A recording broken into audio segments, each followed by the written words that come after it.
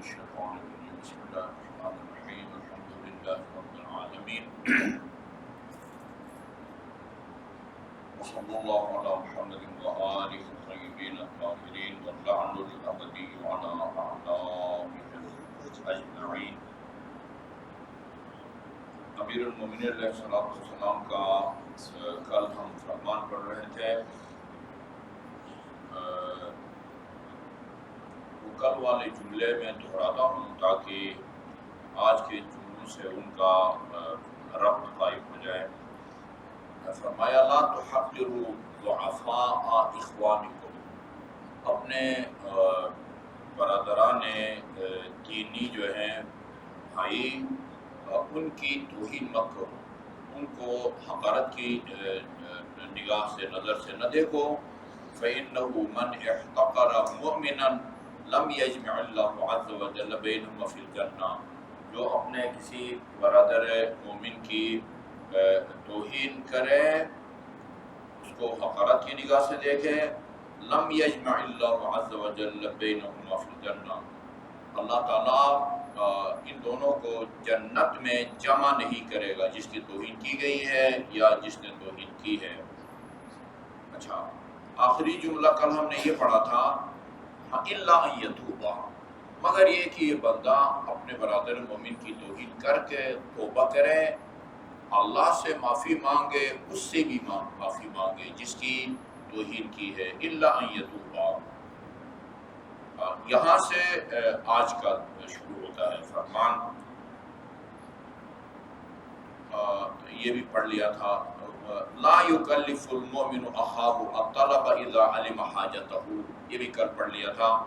اگر آپ یہ سمجھتے ہیں کہ آپ کا برادر مومن حاجت مند ہے، نیاز مند ہے، ضرورت مند ہے، تو اس کو مانگنے کی بھی تکلیف نہ دو، طلب کرنے کی بھی تکلیف نہ دو، خود اس کی ضروریات پر نظر رکھو اور اپنی حیثیت کے مطابق اس کی ضروریات زندگی کو پورا کرو، اس سلسلے میں اس کی مدد کرو، اس کا تعاون کرو. آج یہاں سے پڑھ رہے ہیں تواضعوا، یہ وزر سے بنا ہے، وزر سے. قرآن میں یہ حرف استعمال ہوئے ہیں، حروف، ہم ان کو حروف اصلی کہتے ہیں. حروف اصلی یعنی یہ واو زے اور رے سے اصل میں بنے ہیں. مختلف معانی کے لیے، ایک کے لیے ہے، دو کے لیے ہے، تین کے لیے ہے، یہ فعل ہے، مصدر ہے، وہ مختلف شکل و صورت میں یہ استعمال ہوتا ہے. وزیر تو یہ بھی وزر سے بنا ہے. وزیر اس میں جو ہے نا وہ یہ کا اضافہ ہوا ہے، اس کو صفت مشبہ کہتے ہیں، جس طرح شرافت سے شریف بناتے ہیں، اسی طرح. تو وزیر یہ وزر بوجھ کو کہتے ہیں، بوجھ کو. وزیر کو وزیر اسی لیے کہا جاتا ہے کہ وہ بوجھ بٹھاتا ہے، وزیر اعظم کا یا وہ صدر کا. اور لا تزر وازرۃ وزر اخرى، یہ قرآن کے اندر بھی دو مقامات پر یہ استعمال ہوا ہے، یعنی ایک کا بوجھ دوسرا نہیں اٹھائے گا، قرآن میں ہے، وہ بھی اسی سے ہے. یہ بھی یہاں بھی اسی سے آیا ہے. تواضعوا، یہ بھی وزر سے. ایک دوسرے کا ہاتھ بٹاؤ، ایک دوسرے کا جو ہے نا وہ بوجھ برداشت کرو. تواضعوا یعنی لا تعلق نہ رہو، ایک دوسرے سے لا تعلق نہ رہو، ایک دوسرے کا بوجھ برداشت کرتے رہو.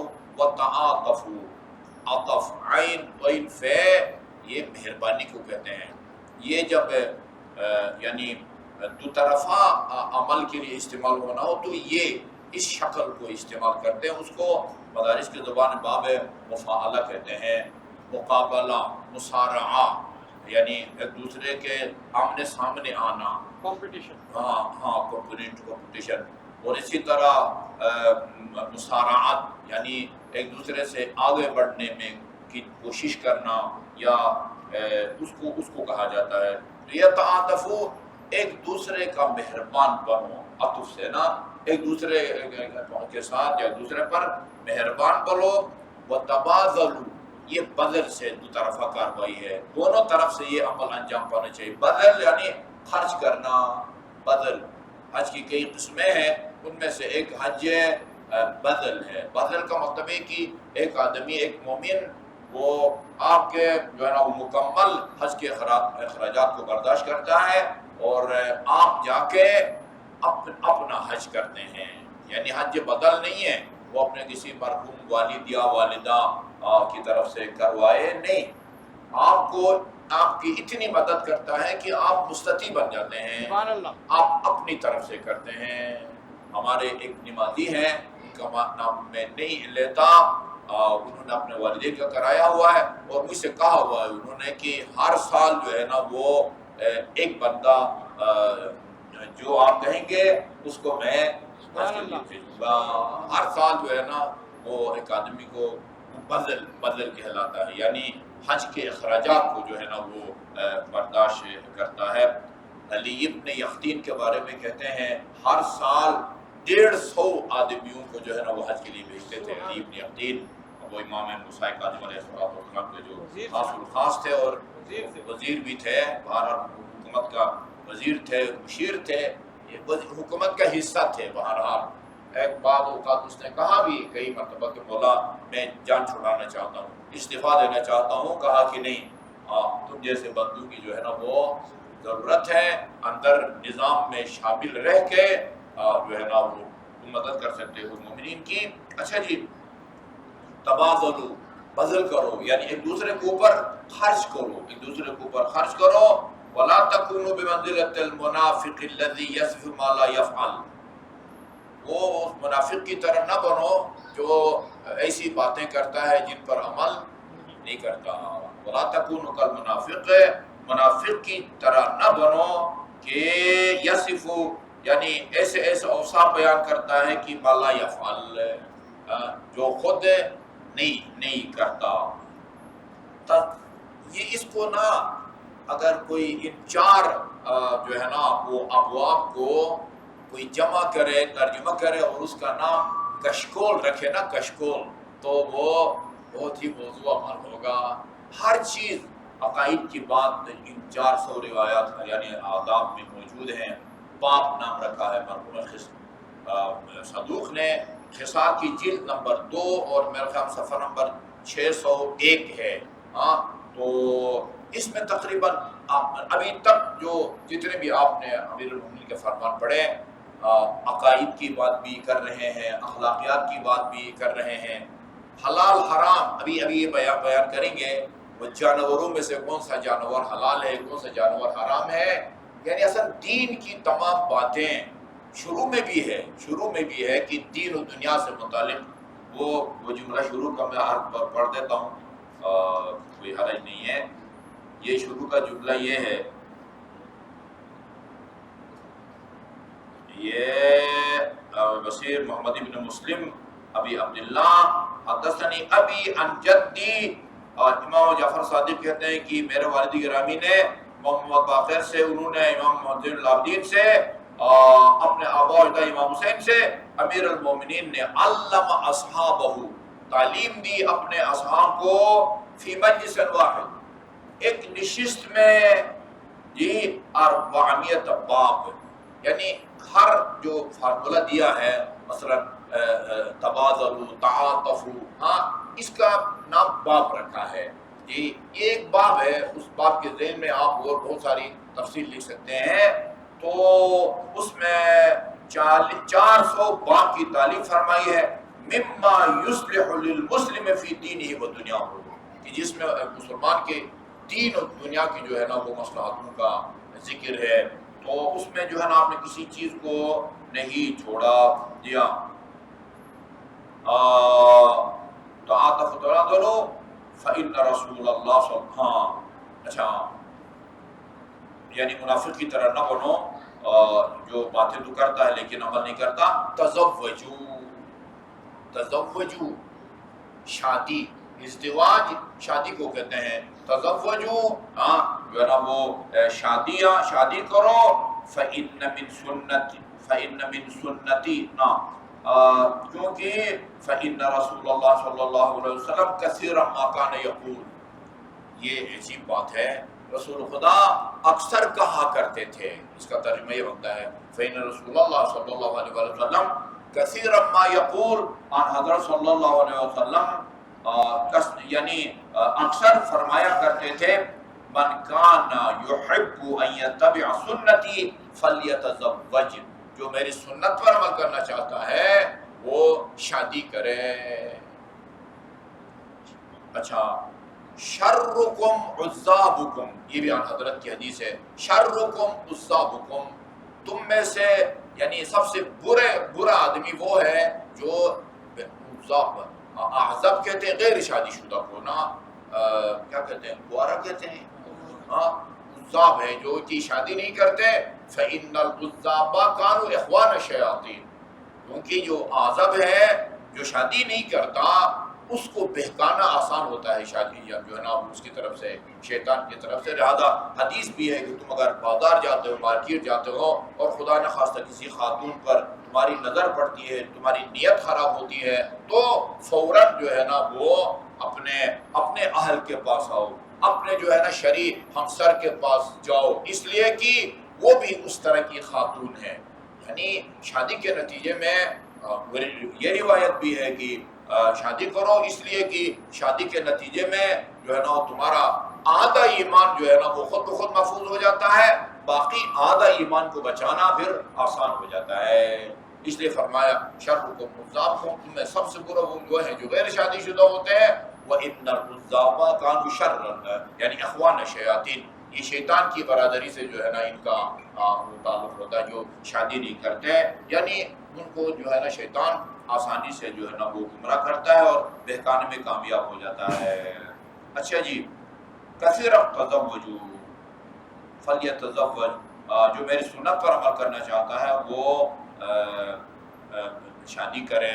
اور یہ خطبہ جو ہم پڑھتے ہیں رمضان یعنی نکاح سے پہلے، اس کے اندر بھی یہی ہے، وقال رسول اللہ صلی اللہ علیہ وسلم تناکحوا تناسلوا، نکاح کرو اور نسل بڑھاؤ، فإنی اباہی بکم الامم یوم القیامۃ ولو بالصدق، وہاں یہ سناتے ہیں ہم، میں روز قیامت ہے یعنی اپنی امت کی کثرت پر فخر کروں گا، ناز کروں گا، ولو بالصدق، صدق اس بچے کو کہتے ہیں جو ضائع ہو گیا ہو، جی اب وہ 4 مہینے کا ہو، 5 مہینے کا ہو، یا یعنی جو ضائع ہو گیا ہو، صحیح خیریت کے ساتھ جو ہے نا وہ اس کی ولادت نہ ہوئی ہو، کہا کہ وہ بھی میری امت کا فرد ہے، اس کی وجہ سے بھی جو ہے نا وہ میں فخر کروں گا۔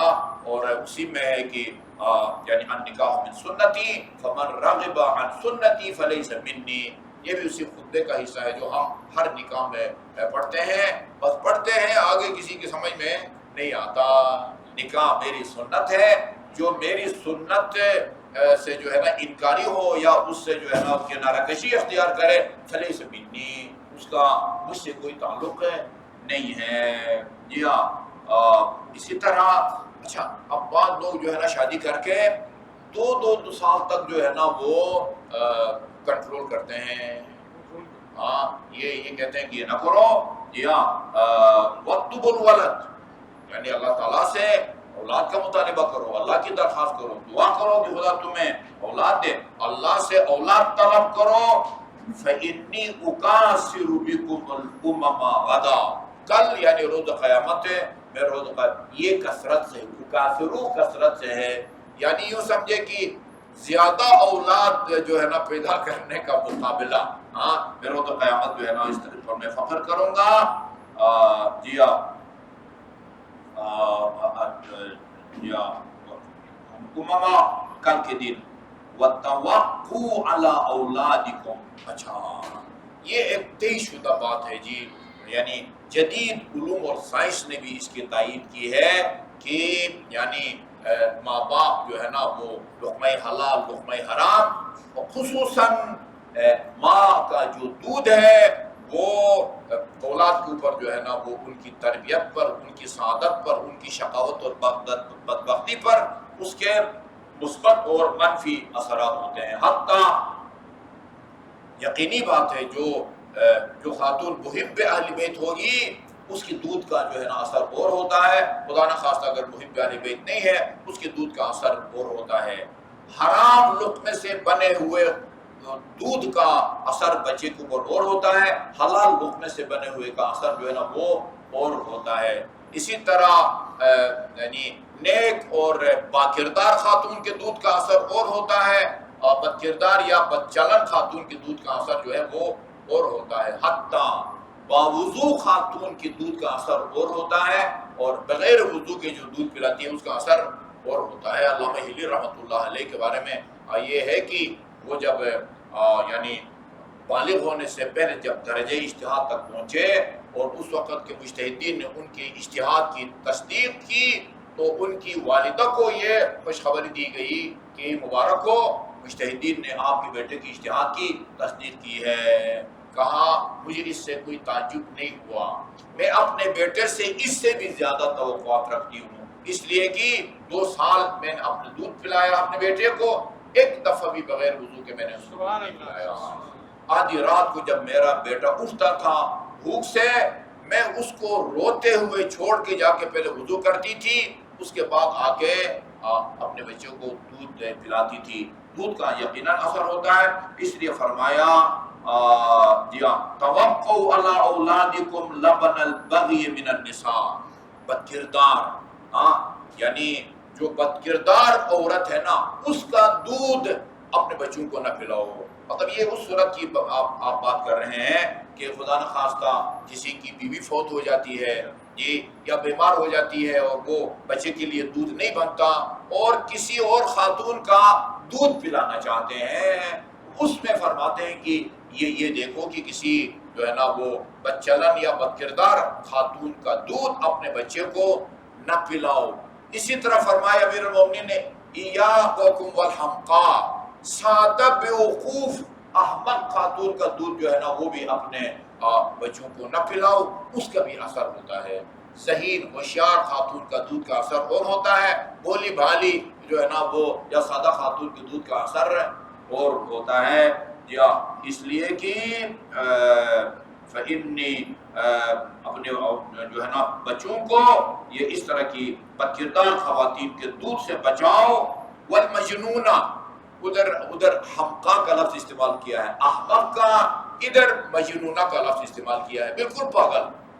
ایک تو بیوقوف ہوتا ہے، پاگل نہیں ہے کہ ایسی ننگا پھرے یا مثلا لوگوں کو گالیاں دے، نہیں، احمق ہے، احمق بیوقوف ہے۔ دونوں خواتین کی دودھ سے جو ہے نا اپنے بچوں کو بچانے کا حکم دیا گیا ہے۔ یا مجنونہ سے بھی فإن اللبن یعدی، اس لیے کہ دودھ جو ہے وہ یعنی متعدی چیز ہے، متعدی یعنی وہ سرایت کرتا ہے، اس کے منفی اثرات بھی ہوتے ہیں اور مثبت اثرات بھی ہوتے ہیں۔ اللہ تعالیٰ ہمیں ان ابواب پر عمل کی توفیق عطا فرمائے۔ اللہم صلی